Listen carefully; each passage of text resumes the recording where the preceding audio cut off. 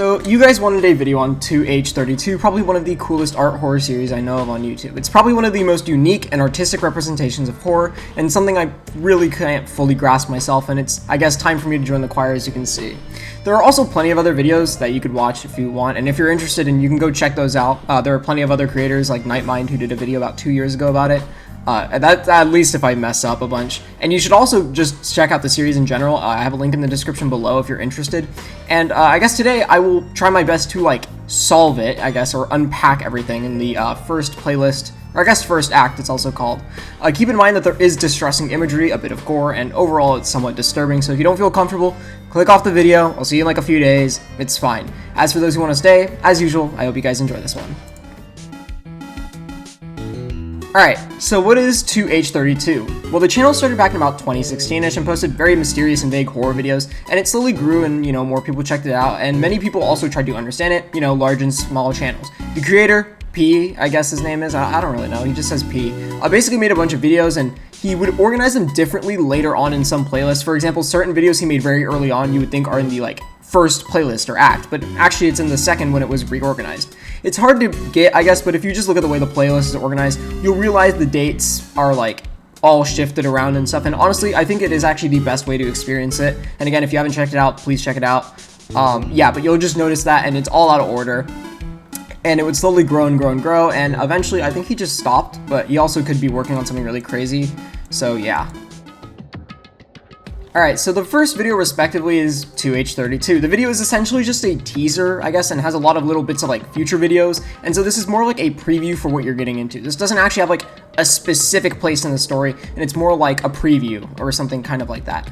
Ode is the actual first thing we see that has any real story beats, and we're shown basically this nice, very smooth mahogany door, and this door is an extremely important symbol for the, I guess, early parts of this series. If I had to guess what it really meant, it'd probably be a symbol of going to the other side, or maybe death, or going to this other place. I'll call it literally the other place, because I don't know what it is. And it's where everything will mostly be happening after a certain point.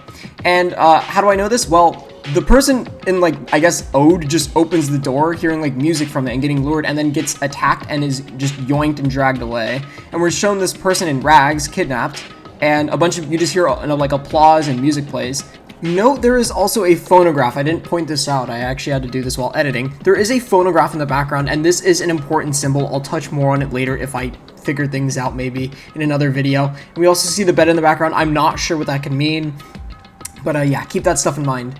And then the clock hits 2:32. So if you don't know, a general running theme is that the video starts at 2:32 and moves forward, and then ends with a timer or a digital clock reaching 2:32, and then when 2:32 happens, you'll see a little clip of something, and then it'll just cut. And so when 2:32 hits in this video, you see some kind of ghastly face staring at us. And it's hard to say who this is, but I'm just gonna name them Jeremy, and Jeremy might come up later. It's hard to say, but just keep him in mind. Alright, so after, I guess, that whole thing, we have door. And door is basically literally us looking at a door. And someone is clearly filming it, you have a flashlight on it, and the door begins to slowly open, and you can see kind of this little hand crawling out. And then it kind of goes back when the lights turn off. The door then opens all the way, I guess, and then you can just see a black void. And then I guess we just cut to someone wandering through this really dark tunnel with graffiti everywhere, and there's trash. And this is probably in the other place. And there's trash, and they enter this very large space. And then eventually clock hits 2:32, and when it does, we're back at the door, but someone kind of covers, I guess, the film, the camera. I don't really know what they cover it with.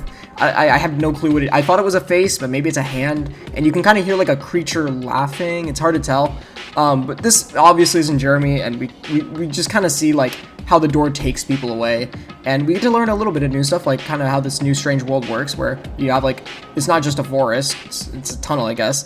Again, we don't have many clues right now, but we are learning new things. After door, we have inside, and inside basically has us looking at a bunch of really distorted imagery and videos. It's absolutely killing the bitrate, I bet, and it's really hard to make out anything of it. Anyways, we soon cut to someone entering a tunnel with that same filter of distortion, and they're probably in the other place, and it's probably actually that same tunnel from door, and they just walk inside, and we see feet touching water, probably a premonition of other things, and we see visions, I guess, of the future, subtle foreshadowing.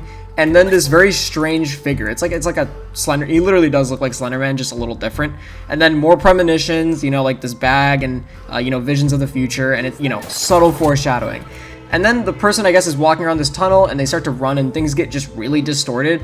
And we then see this image, I guess, and the only important thing about this image here, I guess, or there's like freeze frame, I should say, is this little chain right here. And honestly, that's about it for inside. Alright, so the next one is Atrocious, and Atrocious follows someone in a forest filming some kind of like tree. And then they look at the tree again, and there's some kind of bloody sack hanging from a like chain on the tree. And you know, you don't ever see what's in it, but it's probably like a body part or something. Yeah, as I mentioned, bag is connected to the like tree via a chain, and then that chain drops, I guess, and it drops the bag. And when it, you know, hits the ground, the camera person, I guess, inspects it before dragging it away. And then after, I guess, 232 hits, as I mentioned before, I guess the bag just drops in reverse, so it's like being put back up. I couldn't tell you what's actually inside again, but it's speculated it might have to do with someone later on. Just keep that in mind. The next one is Abominable. The video is a little more, I guess, direct with what it's saying. We see someone who's kind of investigating. They're looking around frantically, and there is some kind of creature, or like a person in a red cloak and some kind of like mask, and they keep looking around, I guess, and this thing is like coming closer. And then everything goes red, and we cut to someone who is vomiting on the ground blood. And they get up and then, you know, vomit again, and then they smear blood on a tree. And this like might be the view of like the guy in the mask, or maybe someone who got injured or something like that, or maybe this is like like something that happened in the past. I don't really know. It's hard to tell. And you know, after 232 hits again, we just see him from the outside perspective, a little closer. We get a better look at his mask. And I mean, all we really know is this guy's not good news if the person is freaking out by seeing him. You know, it's possible that this mask guy is Jeremy from earlier, but we don't really know, and for that reason, I'll be calling him, like, Mask Dude who maybe is Jeremy, so yeah. Alright, next video is Doctor, and Doctor is probably the hardest video to understand. The entire video is, like, completely blurry, and we just hear a music box, and there's, like, noises in the background. You can hear, like, clanging of metal, you can hear breathing, and, like, not human breathing, but you can hear, like, very creature-esque, monster-esque noises. It's hard to explain, and it's like maybe there's an operation going on, and I can't tell if this like guy, is that a face? I don't know. It's hard to understand. Is the doctor like healing or treating the person from Abominable or something? I have no clue. And when 232 hits, it's just like, I guess, freaky noises playing. You just see this little thing moving. And it's also still blurry, so you can't really, it's hard to tell what's going on. And, you know, I don't think there's anything insanely important. I think it might have implications for later videos. Next one is Allure, a victim, I guess you could call it a victim-oriented video. This one's extremely simple. We follow a dude in the forest who keeps finding these, like, stone statue feet on the ground. You can probably see it. And I guess he keeps just looking around, and then he hears a very loud screech, and a very inhuman sounding one, before, I guess, suddenly being attacked. The video gets very distorted, and it just freezes on this frame. And when the clock hits 232, we see the, I guess, victim's hand all bloody and twitching on the ground, and that's it. I will admit this might have to do something with the, like, I mean, maybe there's some kind of symbolism with the feet, but it's hard to say. Maybe it's some kind of lure to get more victims to investigate the area. And not to mention the screech. Could it be Jeremy? I don't know. It's hard to say, and these things get heavily distorted, so I just can't tell anything. But, you know, it's pretty obvious something is lurking in these woods, and I think it might be the mask guy, maybe, or Jeremy, but probably not that doctor dude. Next up is Ascension. Ascension opens with a clock and then a terminal. The date right now is January 1st, 1980, and the person using that terminal enters a new date, February 23rd, 2003. Get it, guys? Because 232! Yeah, whatever. Anyways, they also enter a new time, 232, obviously, because, yeah, get it, guys, 232. And the reason they kind of have to do this, actually, is because old IBM computers basically didn't have a way to, like, they don't have anything. Now we have computers that can automatically check the time, but they didn't have that back then. These are really old computers. And so whenever you'd open it up, you'd have to, I guess, set the date manually. You get the general idea. All you need to know, really, though, is that the last time this computer was basically used by that logic was in the new year of 1980, like a literal few seconds after 1980, I guess, happened. And I guess we see there's also something called Project 232, 2H32, and there was this expedition that failed, and then it all gets corrupt, and it's like 232, blah, blah, blah, blah, blah. If I had to guess, the explorations and expeditions they reference to have to maybe do with maybe this person in the other place or something like that. Anyways, we then cut to a forest, and then there's like a chain being dragged through the forest, probably maybe with the head that we saw from like all that time ago. And then I guess they just tie it to a tree again, and then I guess like an axe is being dragged through the snow, implying that I guess someone is out there. Probably not Jeremy though, because Jeremy doesn't have an axe, or like the mask guy. It could be someone else. It's hard to say. And then the clock shows up, and once it hits 232, it cuts to like a red vision of the snow outside. and I guess someone starts getting chased by something. It probably is the guy in the mask because the red vision last time. But again, I can't really tell, and we just hear screaming and someone's clearly distressed. I guess the only interesting thing is at that terminal from the start. If I had to really guess, the expeditions refer to people exploring the world beyond the door, the other place, which is what I kind of believe this whole entire area to be. And their expeditions seem to be really slow or something, I guess, because they've been doing this for 23 years. The last time they checked in was 23 years ago, and they've been just doing this for a while. In addition to the axe, I guess we just don't know who's dragging it, but maybe it could be a new threat. Maybe Jeremy's getting more interesting. I don't know. It's hard to say. Next is Opera, which is quite important. Opera shows like this red sky and then someone running, which is interrupted by this, I guess, like an image of a red chair. This red chair will be important for the next video, and we do see this like footage of like a really strange guy. This is definitely not Jeremy, but because he's like burnt, I guess, or something. But we'll call him Toast. Anyways, yeah. Our character this whole time is just running and running, and then is suddenly caught by this chain. And they scream, crash, and like they thrash around and cry, and I guess they were caught, and yeah, and then we just, I guess at 2:32 when it strikes, we just see Toast kind of hit this grin. We don't know I don't know anything about Toast or what's going on. It could be the character that we'll see next, but a lot more is about to be explained, and that's definitely the best part about this whole series, when we get to learn a lot. Origin is very, very important. Very, very, very important. It takes place literally right after our victim was caught last time. They're thrashing and thrashing still and crying, and then they suddenly stop. We then cut to a new character who is a man dressed in white, sitting on a chair. This is the same chair from Opera, just not red, I guess. It's just completely white. And it turns out, yeah, red chair was probably a warning for this guy, who I'll call the conductor, because he does conductor things. You'll literally see it. He raises his hand, and then I guess moves it around like he was conducting an orchestra. And then we see a phonograph with like hands growing out of this tree, and they all begin to move and wave around while a very distorted version of Mr. Sandman plays. And you know, when 2:32 rolls around, we see the conductor with a chain, meaning he's the one who is, I guess, using that chain this whole time. It's his iconic thing. He's the one who probably put the bag up, and he's also very, very likely to be the one who chained our victim. And this gives us a big hint to what was in those bags earlier. Maybe it was dead people. Maybe it was like the symbol of free will and they lost it, or maybe it was just, maybe the victim had their like head cut off and he put it in there. I don't know. Finally, libretto. Libretto shows us that same conductor from earlier in a more empowering way. He sits in front of this like white backdrop, and we see him basically sit as we hear interestingly, other YouTubers talk about the 2H32 series, Nightmind and all those other people, and how he grows stronger. The shadow grows as he hears more of these people talk. It's very interesting. And when 2:32 rolls around, nothing happens this time. It's at the very end. And if I had to guess this time, honestly, it's starting to become clear that, I guess here now, this series is not trying to show itself as purely fiction. Rather, it's trying to establish that it is more rooted in reality than we think, and how as we talk about him, he grows in power and influence, and he gets stronger. It's very interesting, and I guess I'm one of the many people who have joined his choir to make him more powerful.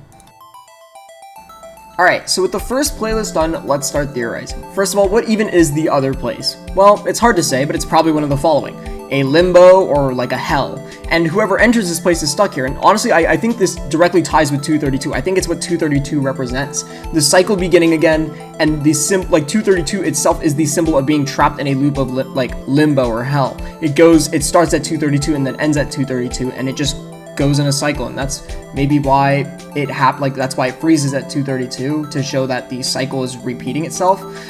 Whatever it is though, this place is also under a lot of study as well, and it has been for at least 23 years, 2 months, and 23 days. And the other thing is, how do you even get here? By going through this door. But I think this door is more of a metaphor for entering a new area. Whatever this door is, it's basically meant to represent a gateway to this other place, and that's for sure. Next, who are the monsters or inhabitants? Well, that's hard to say. If this is like hell or limbo, then Jeremy, the guy who takes the person from the door, could be like the boatman at the Styx River, for example. Or maybe he's not, I don't know, I could be wrong. Maybe he's just like a jack of all trades and he just does everything. Characters like the mask guy are a bit more vague, and same with this like blurry doctor guy that we've barely seen. The hands from earlier, the Slenderman guy, but I do know for a fact the Slenderman guy like comes up later, and so you should keep that in mind if I ever do make another video. However, the conductor is someone we can get a better idea for. He's the one controlling things and people and keeps things in order, and in fact is the one making the series. After all, in the description you can quote follow the conductor, and it links to 2:32 create the 2:32 pages, like their Facebook and their Insta. And I'll talk more about this sort of thing later, it is very interesting. Another thing you might be wondering is who's filming all of this. Well, there are two possibilities. Either a bunch of different victims, which is highly unlikely, but I still suggest it anyways, it's possible, or one guy who's stuck in a permanent loop of limbo. It's hard to tell because we don't have enough information yet, but the guy's voice never changes, for example. It's always the same person filming, and when he enters back, like way back in Ode, it could be a sign that he's like the star almost, and he will be the main attraction, I guess. That's why you hear people giving it like an applause, a very loud one. And it's also possible that's why there's a doctor, maybe bring him back after like every death and injury. And he could also be someone who's maybe tasked with exploring this place, as implied by the whole expedition thing. And maybe he's been stuck here for years, who knows. And I don't even know how we got into this place in the first place, but it's definitely something to keep in mind. The final thing I wanted to talk about was the theme in general of like an opera and theater. And it's very prevalent, very prevalent if you look deep. For example, we have a conductor, and in the episode called Opera, we have, obviously it's called opera, ode, libretto, and if you don't know what libretto means, it basically means, it's like a term used for text that, or like a text that, like an opera itself bases itself off of. Not to mention in ode, we have, again, people applauding for this guy who is, I guess, like kidnapped and chained up, and I guess this implies that there's some kind of audience, and this guy who's been kidnapped is like the star, and no matter what he does, he's essentially on a leash. That's why he has like the chain. Plus, we have an overture, which, if you don't know, is like an instrumental introduction, and that's the original like first video to H32, which basically gives us the general idea of what's going to be happening, like an actual overture. I think, at least. I don't know. I might be going way too far. And also, if this is an opera and someone is stuck as the star, I think that explains the chain on the bloody bag. Despite being taken down, like, twice, or no, just once, it comes back, and that's because I think maybe, this might be a stretch, the bloody bag represents, like a soul, or, like, free will, and it's on a chain, meaning that it's being held by the conductor, so when he gets caught by the conductor, it means he's stuck on a leash, and everyone here probably is, maybe even the monsters. And also, remember how people who commentate and understand and try to make videos about this are called the choir? That's because, I guess I'm included too. We are like a choir in an opera, like further amplifying this entire thing to an audience of people. And it's just a very interesting concept to know that. And maybe, who knows, maybe the audience are the viewers who are watching and they're applauding as well for this guy who's been kidnapped because they think it's some kind of show. I don't know. That's all super speculative. And you know what? Let's say this is all a little too speculative for some parts, that maybe this isn't an opera. Well, he literally admits to it in a YouTube post with later entries in the series, telling us to like enjoy the show, and this is a little intermission and things like that. So yeah, and you should keep in mind that this is entirely speculation. Who knows, I might be wrong, but I think I'm onto something, so yeah. And anyways, that's all I can really say. There are still mysteries to be solved, but if you guys did enjoy this one, I'll definitely make a part 2, because there's still a second playlist, and maybe a part 3, and who knows, a part 4 as well, because there are other playlists that I haven't talked about. And as usual, I hope you guys enjoyed this one, and I'll see you guys next time.